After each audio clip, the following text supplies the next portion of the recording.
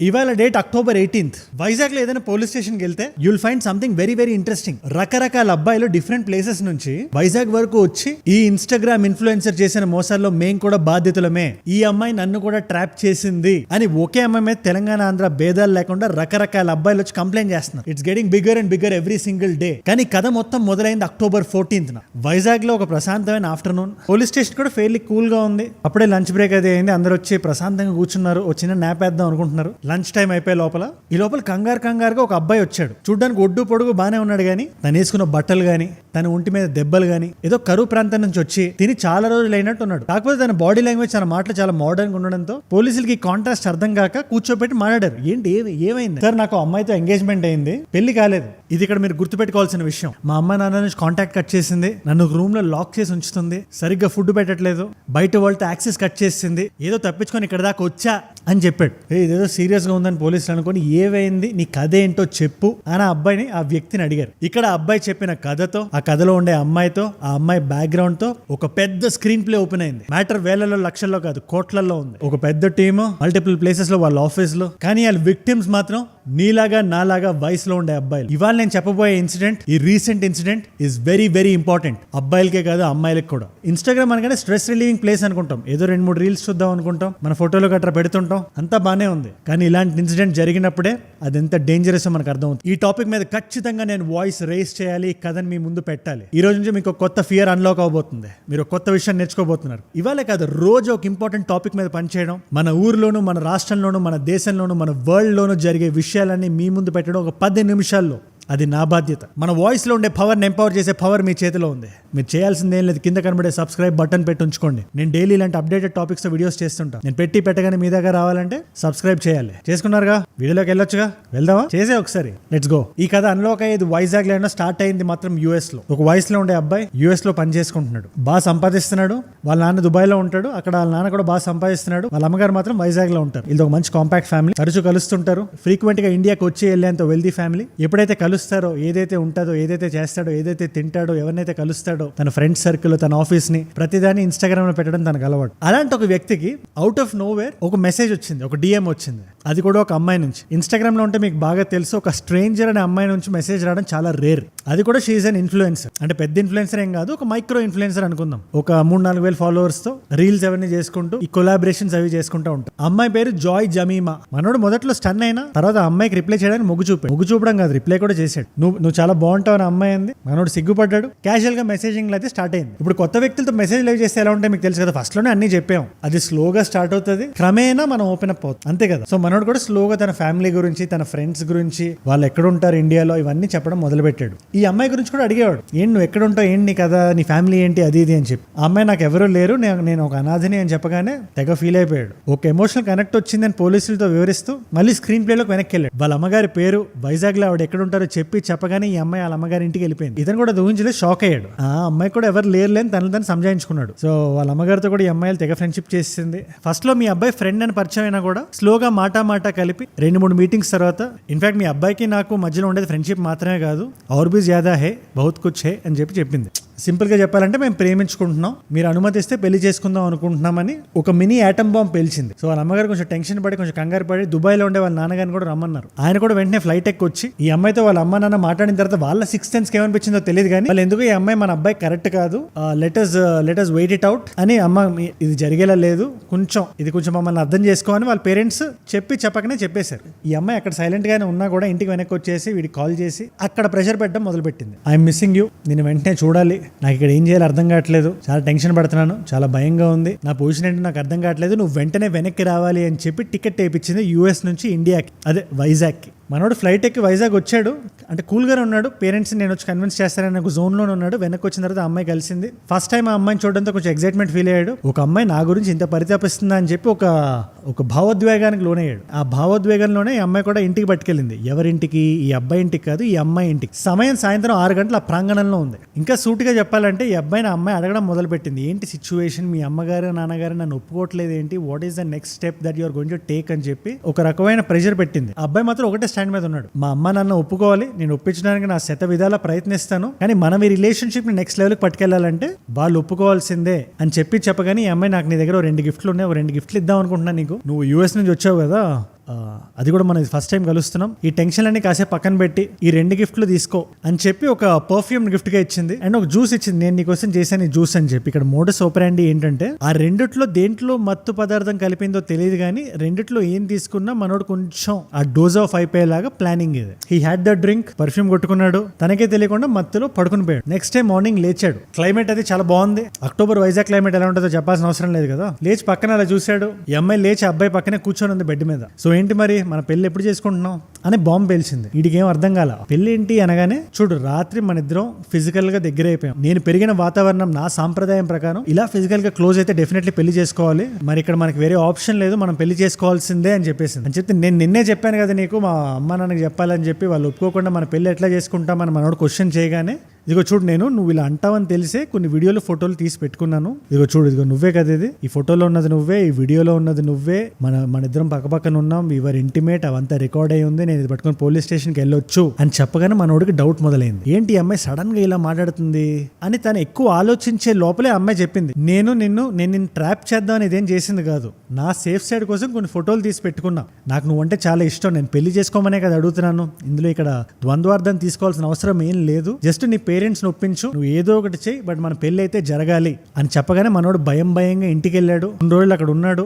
ఈ గ్యాప్ మొత్తంలో తన శత విధాల ప్రయత్నించి వాళ్ళ అబ్బాయి అంటే వాళ్ళ పేరెంట్స్ పాపం చాలా ఇష్టం, మనోడు చాలా కన్విన్స్ చేసి చాలా గట్టిగా మాట్లాడి చాలా కళాఖండిగా చెప్పి నేను పెళ్ళంటూ చేసుకుంటే ఈ అమ్మాయినే పెళ్లి చేసుకుంటా, నేను ఈ అమ్మాయిని చాలా గాఢంగా ప్రేమిస్తున్నాను అని చెప్పి పెళ్లికి ఒప్పించేశాడు.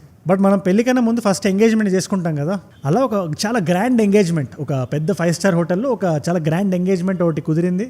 వాళ్ళు చేసుకున్నారు, ఫ్యామిలీ మెంబర్స్ అందరూ వచ్చారు. ఈ అమ్మాయి సైడ్ నుంచి ఎవరు రాలేదు, ఎందుకంటే అమ్మాయికి ఎవరు లేరని చెప్పింది కదా, సో నోబడీ కేమ్. చాలా పెద్ద ఈవెంట్ జరిగింది. సో ఎంగేజ్మెంట్ అయిపోయింది కదా, నువ్వు నాతోనే ఉండాలి అని చెప్పి ఆ అమ్మాయి ఇంటికి రప్పించుకుంది, ఈ అమ్మాయితోనే అబ్బాయిని పెట్టుకుంది. ఇక్కడ శ్రోతల కోరిక మేరకు కథ చాలా ఇంట్రెస్టింగ్ ఉండాలని ఒక చిన్న విషయం దాచా. కొంచెం మనం వెనక్కి వెళ్తే ఆ అబ్బాయి యూఎస్ నుంచి ఇండియాకి వచ్చినప్పుడు అమ్మాయి ఒకటే వెయిట్ చేస్తుందని మీరు అనుకుని ఉంటారు. అది డెఫినెట్లీ న్యాచురల్ గా మనం విజువలైజ్ చేసుకున్నప్పుడు అదే చూస్తాం. కానీ కాకపోతే ఫ్రెండ్స్ గ్రూప్ అయితే అమ్మాయికి చాలా బలంగా ఉంది. నాకు చిన్నప్పటి నుంచి చాలా మంచి ఫ్రెండ్స్ అని అబ్బాయికి పరిచయం చేసింది. ఇప్పుడు ఈ ఫ్రెండ్స్ గ్రూప్ ఎవరైతే ఉన్నారో ఈ అబ్బాయి ఎప్పుడైతే ఇంటికి వెళ్ళాడో అక్కడి నుంచి కంట్రోల్ చేయడం మొదలు పెట్టారు. అంటే ఇప్పుడు ఒక సింపుల్ లాజిక్ చెప్తాను నేను.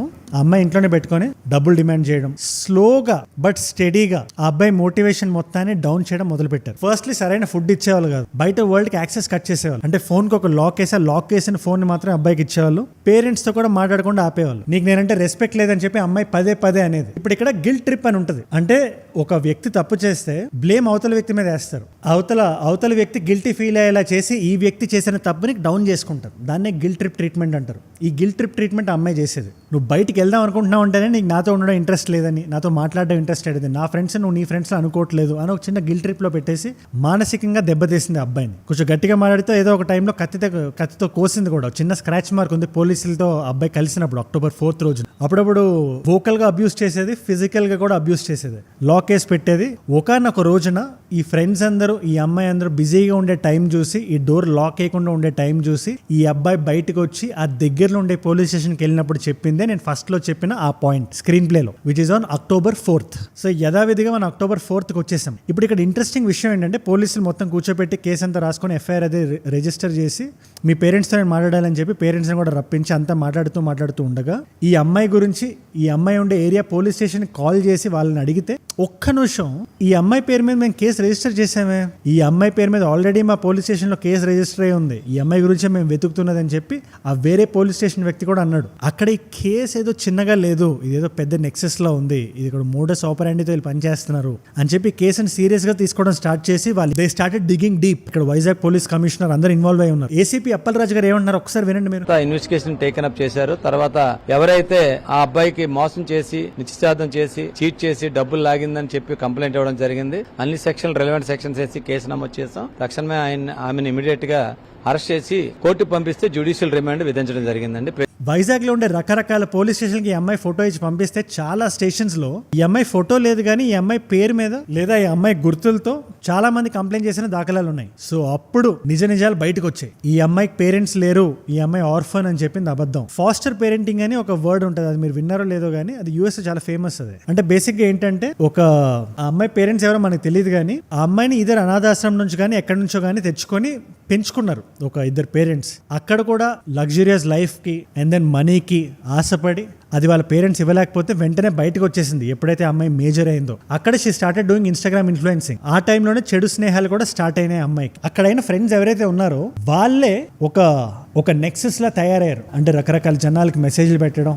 వాళ్ళ మోడస్ ఆపరెండి ఎట్లుంటుందో జాగ్రత్తగా చెప్తాను వినండి. ఇది ఇక్కడ ఈ పాయింట్ మీకు చాలా ఇంపార్టెంట్. ఎందుకంటే డెఫినెట్లీ ఇలాంటి గ్యాంగ్ గానీ వీళ్ళే గానీ మీ దాకా వచ్చి ఉంటారు, లేదా మీరు జస్ట్ మిస్ అయ్యి ఉంటారు, ఆర్ మీ ఫ్రెండ్ సర్కిల్ ఎవరైనా కూడా దీని బారిన పడి ఉంటారు. So what I'm trying to say is very important. ఎవరైతే ఇన్స్టాగ్రామ్ లో అవుట్ ఆఫ్ కంట్రీ వెళ్లే స్థాయిలో ఉన్నారో, డబ్బులు ఉన్నాయో, వాళ్ళ లైఫ్ ని కొంచెం ఓపెన్ గా పెడుతున్నారో, అంటే వాళ్ళ పేరెంట్స్ ని ఇది అది వాళ్ళ డీటెయిల్స్ ని కొంచెం బహిరంగంగా పెడుతున్నారో, వాళ్ళనే వీళ్ళు టార్గెట్స్ గా చూసుకుంటారు. వల్నరబుల్ తెలుగు బాయ్స్, అది ఆంధ్ర అవనివ్వండి, తెలంగాణ అవనివ్వండి, బట్ మోస్ట్లీ మెట్రోపాలిటన్ సిటీస్ ని చూస్ చేసుకుంటారు. కొంచెం అవుట్వర్డ్ థింకింగ్ ఉంటుంది, బాగా మాట్లాడతారు డిఎమ్స్ లో అని చెప్పి. సో అలా చూస్ చేసుకొని ఎవరైతే వీళ్ళు హనీ ట్రాప్ లో పెడతారో, హనీ ట్రాప్ అనేది ఒక వర్డ్, అది ఇలా ఒక అమ్మాయిని ఎక్స్టార్షన్ చేసే దృష్టికోణంలో చూసి పంపిస్తారు. సో వన్స్ ఈ అమ్మాయి ట్రాప్ లో పడిన తర్వాత ఎక్స్టార్షన్ అనేది మొదలవుతుంది. అది చాలా చిన్నగానే మొదలవచ్చు. ఫర్ ఎగ్జాంపుల్ నిన్ననే ఒక అబ్బాయి వచ్చి హైదరాబాద్ నుంచి వచ్చి ఇదే అమ్మాయి మీద ఒక కేసు రిజిస్టర్ చేశాడు. ఇది కంటిన్యూస్ గా అవుతానే ఉన్నాయి. ఇంకొన్ని రోజులైతే టోకెన్ నంబర్లు ఇస్తారేమో, బాధితుడు నంబర్ 1, బాధితుడు నంబర్ 2 అలా అని చెప్పి. But again coming back to serious point, ఆ అబ్బాయి ఏమన్నాడంటే, ఆ అబ్బాయికి ఆల్రెడీ పెళ్ళయింది,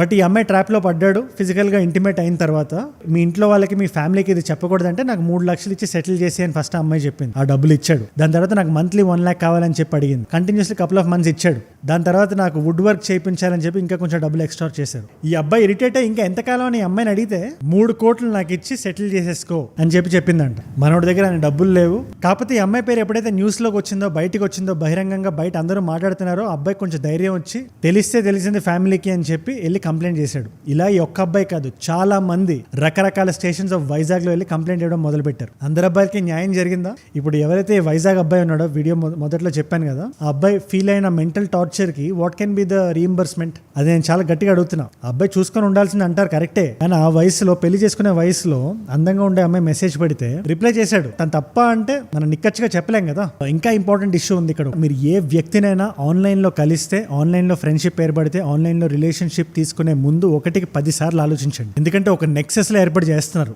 ఇప్పుడు ఒక నెక్సెస్ బయటపడింది. ఇలా బయటపడకుండా ఎన్ని ఉన్నాయి. ఎవరైనా డిఎం చేస్తే వెంటనే మీరు రెస్పాండ్ అవ్వాల్సిన అవసరం కూడా లేదు.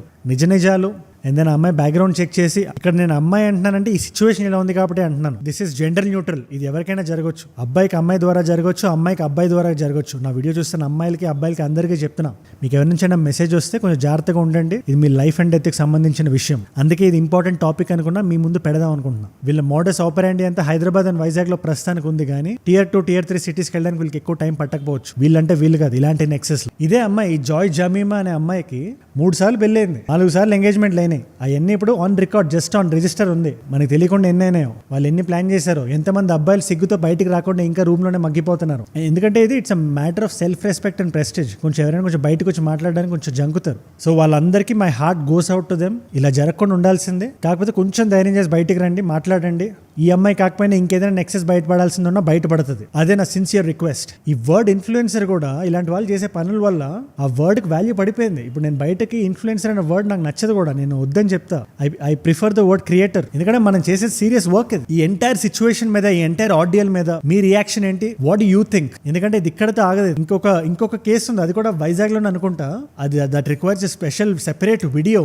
ఇలా హనీ ట్రాపింగ్ కి they are using army people, ఈ నేవీ పీపుల్, వైజాగ్ లో నేవీ పీపుల్ కి వచ్చి దగ్గరై వాళ్ళ సీక్రెట్స్ అన్ని కొంచెం ఫ్రెండ్స్ లాగా కొంచెం హనీ ట్రాప్ చేసి, డిఎం చేసి, క్లోజ్ అయ్యి అడిగి అది శత్రు దేశాలకు పంపిస్తున్నారు, పాకిస్తాన్ లాంటి ప్లేసులు. సో మనం ఎంత జాగ్రత్తగా ఉండాలి, స్పెషల్లీ ఆర్మ్డ్ ఫోర్సెస్ కి పనిచేస్తున్నప్పుడు. ఇది ప్రతి ఒక్కళ్ళ నోటీస్ కి రావాలనే వీడియో చేశా. I hope you got the moral out of the story. మీరు ఇక్కడ వరకు వచ్చారంటే you're finding value out of my work. And నా వీడియోస్ మిమ్మల్ని ఆకట్టుకుంటున్నాయి. మీరు చూపిస్తున్న ఈ watch time and then retention నాకు చాలా మోటివేషన్ ఇస్తుంది. ఇంకా రోజు ఇలాంటి వీడియోలు గట్టిగా పనిచేసి మీ ముందు పెట్టడానికి. Thank you so much for that. కొత్తగా వచ్చిన వాళ్ళు ఎవరున్నా మళ్ళీ చెప్తున్నా, కింద సబ్స్క్రైబ్ చేసుకోవడం మర్చిపోకండి.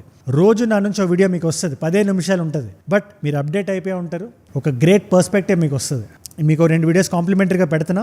రీసెంట్ ఇండియా కెనడా రిలేషన్స్ లో లారెన్స్ బిష్నోయ్ని ఇన్వాల్వ్ చేసి కెనడియన్ ప్రెసిడెంట్ మాట్లాడాడు. దాని మీద ఒక వీడియో ఇక్కడ పెడుతున్నాను. నేను అదో video on a positive note Ratan Tata గారి మీద. అది అందరూ చూడాలి, ఆయన జీవితం మనందరికీ స్ఫూర్తి. సో ఆ వీడియో ఇక్కడ పెడుతున్నాను. ఈ 2 వీడియోస్ లో ఏ వీడియో మీరు చూడాలనుకుంటున్నారో you can go for it. నేను ఈ వీడియో చేయడానికి కూడా కారణం, నేను ఇన్స్టాగ్రామ్ లో పెట్టిన ఒక పోల్, అందులో చాలా మంది వాంటెడ్ దిస్ వీడియో. అలా రేపటి వీడియోకి నేను మళ్ళీ ఇంకో పోల్ పెడతా ఇవ్వ. సో ఏ వీడియో రావాలో మీరు డిసైడ్ చేద్దాం అనుకుంటే నా ఇన్స్టాగ్రామ్కి వచ్చి ఫాలో కొట్టండి and you get to decide our videos. ఏజుడ్ అంటే మనం అని ఊరికే అనట్లేదు కదా, మనందరం కలిసి ఎదగాలి, కలిసి పెరగాలి. Rise above online scams, rise above honey traps, rise above hate. ఏజుడ్ అంటే మనం. జై హింద్.